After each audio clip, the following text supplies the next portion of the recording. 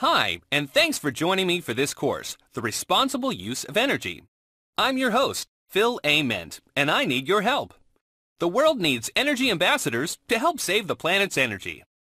From outer space, the planet Earth looks like a big blue marble. But this marble is our home. And just like most homes around the world, it takes a lot of energy to run. So we have to take care of it and not waste its energy.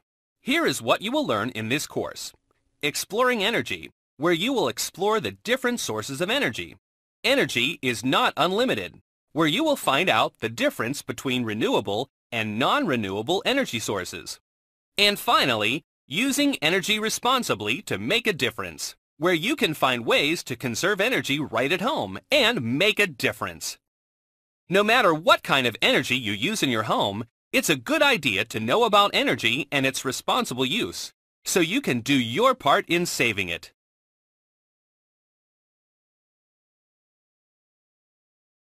Solar power means energy from the sun. How powerful is it? The Earth receives more energy from the sun in just 1 hour than the world uses in a whole year. Solar energy is used to generate electricity using solar panels. Unfortunately, things like solar panels require solar cells, which need to be created from already existing materials like silicon, and those are not unlimited. Because of this, solar energy usage isn't as high as it could be. The main source of energy around the world is oil. Most electricity, fuel, and everyday things like plastic come from this source. Oil comes from far underground. It is brought to the surface by pumps and pipes. The best known use for oil is gasoline for cars. This is a fossil fuel, meaning it is a non-renewable source of energy. Coal is one of the major sources of energy in the world. It is usually mined from hillsides and mountains. Coal is a rock that is formed by millions of years of pressure on decaying organic material like plants and animals. That is why this rock is able to be burned, releasing its energy. It's also why we call coal a fossil fuel. Coal is a non-renewable resource. Natural gas is found in most of the world. The only place it's not found is in North Africa and Greenland. It often is located around coal or oil deposits in the earth. The word natural means that it is a gas formed by natural chemical processes in the earth. It is used for heating, cooking, and generating electricity. Since it is formed by many of the same processes that create coal and oil, it is non-renewable. Surprised to see wood on our list of energy sources? Don't be. Wood is needed to make fire, the earliest known energy source in human history. Wood is heavily used to supply the energy for cooking and heating. It has also been used to power steam technology in combination with water. Wood is a renewable resource because trees can be replaced. But we have to be careful how much we use wood products because trees take years to grow. Wind power is a new source of energy that's as old as the Earth. It's very strong. Try flying a kite on a windy day. Most wind power is converted to electricity by using giant machines called wind turbines. The ability to use this kind of energy for electricity production has only been developed recently. Because wind is a natural resource that never runs out, it is called a renewable resource. The correct term for water power is hydropower. Hydro means water. Water power is one of the oldest known sources of energy in human history. For example, did you know that water mills were used in ancient China? Today, it is most often used to create electricity by using dams. And of course, it's a major source of energy and life for humans as drinking water. Because water is so plentiful and is replenished every time it rains, it is considered a renewable resource. Nuclear energy uses the power of the atom to create something very simple: steam power. When atoms are split, this generates an incredible amount of power that is used to superheat water, converting it into steam, which is then used to create electricity. However, it also generates waste that can be dangerous to human health and the environment. It takes a long time, sometimes thousands of years, for nuclear waste to become safe. It is a non-renewable source of energy. The term geo means earth, and thermal means heat. So the word geothermal literally means heat from the earth. Even though this type of energy is right under our feet, it is just now being tapped as a usable energy source. However, while this type of renewable energy is very efficient and doesn't hurt the environment, it's limited by its location. Geothermal sources occur in areas of the world that have volcanoes. So areas that aren't anywhere near these places can't use geothermal energy. Wow, that really is a lot of energy. However, that energy can get used up pretty quickly too. That's why we need to be responsible when we use it. We'll cover that in our next part. But first, let's try this activity. Alright, let's see how well you remember which types of energy sources are renewable and which ones are non-renewable. Click and drag the slices to fill either the renewable or the non-renewable buckets. Coal. Non-renewable. Natural gas. Non-renewable. Wood. Renewable. Wind. Renewable. Water. Renewable. Nuclear. Non-renewable. Geothermal. Renewable. Solar. Renewable. Oil. Non-renewable. Good job! You correctly matched the energy types.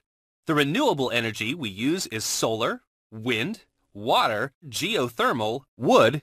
The non-renewable are coal, oil, natural gas, and nuclear. Like we said before, while it may seem like there's an awful lot of energy in the world, it can run out. Let's explore how energy is not unlimited. The main reason that energy runs out is because there are so many people on Earth. Right now, there are almost 7 billion people on our big blue home. Now, imagine all those people plugging into the Earth, using mostly fossil fuels. It puts a big drain on our energy supply. It doesn't take long before it starts to run out. The world's population is growing very quickly, and most of the energy use today is still based on burning fossil fuels like oil, coal, and natural gas.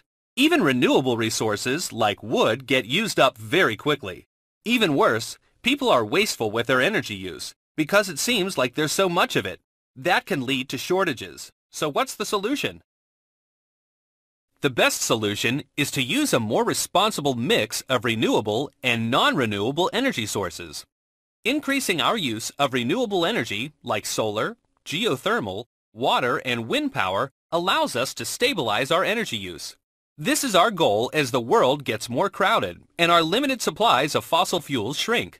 And just think, if we can cut wasted use of energy by even 50% on top of that, all sources of energy will last longer, meaning our world will last longer too. What is a responsible mix of energy? That depends on the region and the needs of the population. In this activity, explore the different areas of the world and choose the best energy mix based on that region's available energy sources and their needs. Use the magnifying glass to find clues to help you choose the best energy sources. Once you've examined the area, click and drag the energy icons into the box. Remember, your goal is to get the right mix of renewable and non-renewable resources together. Put the wrong mix together, and that area might run out of energy. Ready? This hot, dry, windy area is used for cattle grazing. This gas guzzler is great for hauling firewood. These can provide energy in a lot of ways, including on your dinner table. This is a rock called shale. Often, deposits of gas can be found underground in areas with shale. Natural gas. Most flat places have plenty of breezy days. Wind. In places without a lot of trees, it's always very sunny and hot. Solar. Very good! In an environment like this, where it's flat, rocky, sunny, and windy, the right choices are solar, wind power, and, using the clue that you got from the rock, natural gas. A chilly island in the North Atlantic Ocean, with polar bears. Not only are geysers pretty cool to look at, they're very hot too. Geothermal. This is a polar bear. Polar bears are cool. Wood. You think this helps keep people warm and helps them eat? Wood. You can sometimes see by the light of the silvery moon. This finds energy way out at sea. Oil. Cool! I mean, good!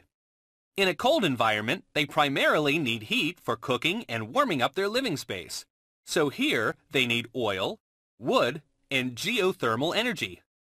A pretty mountainous region with lots of water. No, this machine isn't trying to fly the top of the mountain away. Wind. Not a lot of energy here, but a nice spot to spend the weekend. Not only is this lake really pretty, it also provides drinking water and great fishing. Water. There might be some energy here if you can break this into little tiny pieces. Coal.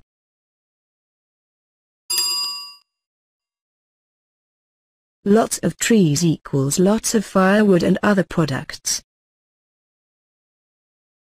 Wood. Nice job! Lots of energy can be found in the mountains, including coal reserves that are mined, wind power found at the top of windy ridges, water rushing down the hills, and the forests that grow thick there.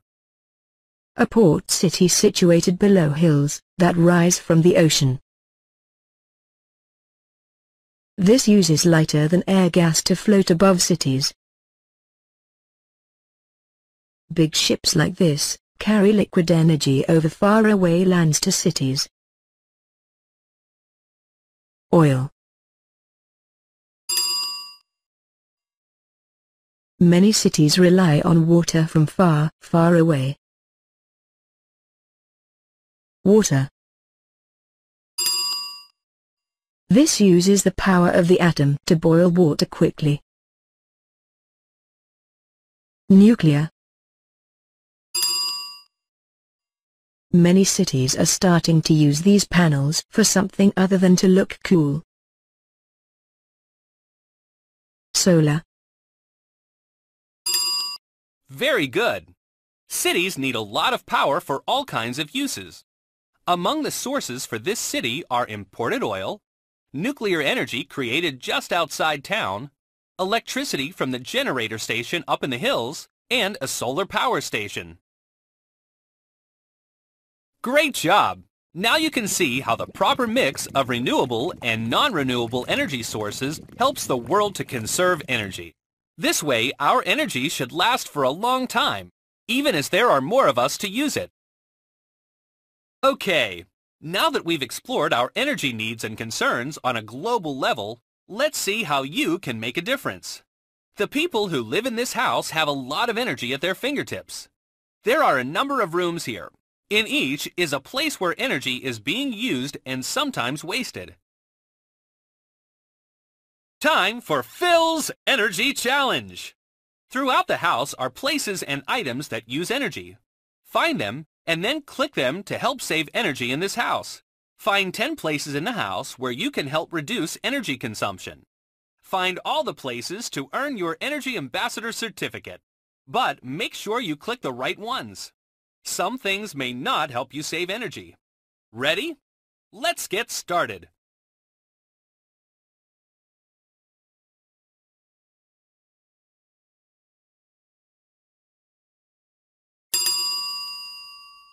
Good. Close all doors to keep heat inside the house.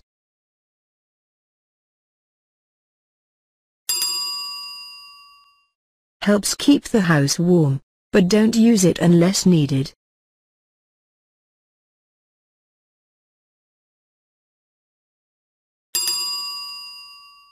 Remember, not to sleep with the TV on.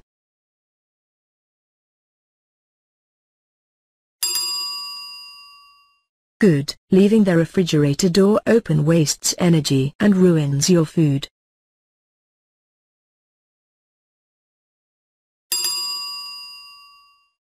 Make sure you use an energy saver model to further conserve power.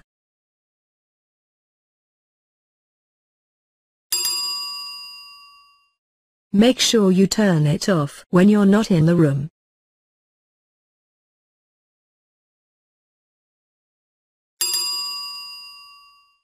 The air conditioner coolly uses up energy. Don't leave it on all day.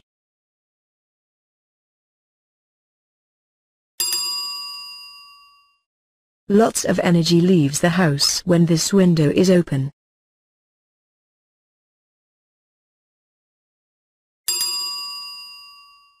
Leaving the faucet on really wastes a lot of water and money.